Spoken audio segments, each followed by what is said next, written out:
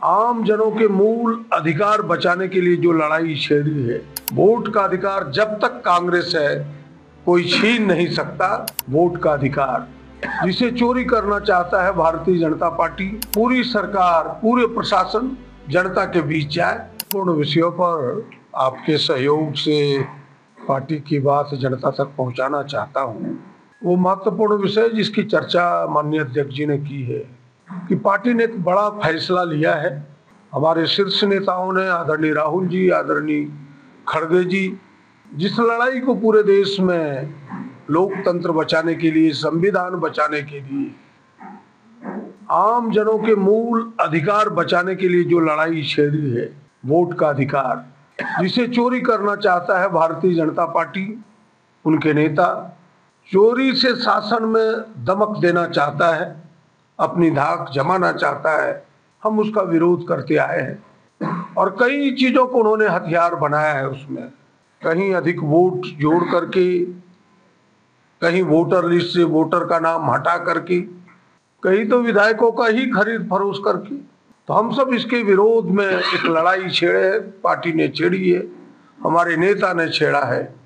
और इस लड़ाई को और धार देने के लिए 14 दिसंबर को रामलीला मैदान में पूरे देश के इस विचार को रखने वाले, संविधान पर विश्वास रखने वाले, वोट के अधिकार पर विचार रखने वाले, लोकतांत्रिक व्यवस्था को, यह जो लोक महत्व का चीज है वोट का अधिकार, इस पर विश्वास रखने वाले तमाम लोगों को पुकारा है। यहाँ की भी कांग्रेस यूनिट ने पूरी ताकत अपनी झोंकी है। और जैसा अध्यक्ष जी ने कहा कि काफी दूर होने के बाद भी राजधानी, हम सब 5000 लोग उस रैली में शिरकत करेंगे और झारखंड के लोग भी इस आवाज को बुलंद करेगा कि यह देश लोकतांत्रिक व्यवस्था से चलेगा, संविधान से चलेगा।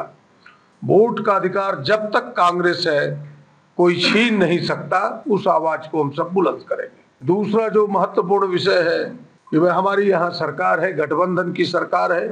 आदरणीय हेमंत जी के नेतृत्व में वह सरकार चल रही है और सरकार का जो यह फैसला है कि हमारी सरकार जनता के दरवाजे पर जाएगी और जो सेवा गारंटी के जो अधिकार हैं उसमें से किसी के सेवा ना मिल पाई है तो भाई फिर वहां हम एक अवसर देंगे, मौका देंगे। इसीलिए पूरी सरकार के पूरा महकमा जिले का एक एक पंचायतों में जाकर के शिविर लगा रही है। हम आम जनों से अपील करेंगे कि भाई आप इस शिविर का फायदा उठाएं। आप सबके ध्यान में है कि यह सेवा गारंटी इस राज्य में 2000 से ही चला।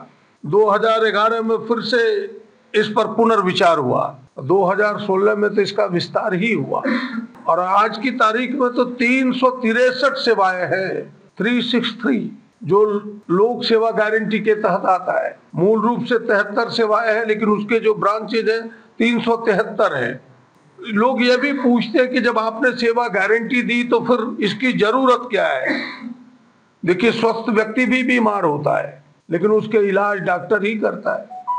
तो यहाँ डॉक्टर का थर्मामीटर, डॉक्टर का सुई, सारा चीजें तो सरकार के जिम्मे ही है। सरकार इस छूटे हुए लोग, जो चीजें हमारी सेवाएं छूट गई है, हमने एक अवसर दिया है ताकि पूरी सरकार, पूरे प्रशासन जनता के बीच जाए, गाँव में जाए, पंचायतों में जाए। और यह 21 तारीख से 28 तारीख है। आपके माध्यम से आमजनों से अपील करते हैं और अपने समर्थक, अपने वर्कर से, अपने नेताओं से अपील करते हैं कि आप इस कार्यक्रम को सफल बनाने में सहयोग करें और पूरी लाभ जनता इस कार्यक्रम का ले, इसके लिए हम सब प्रयास करें। बस आज के दिन इतना ही। Thank you.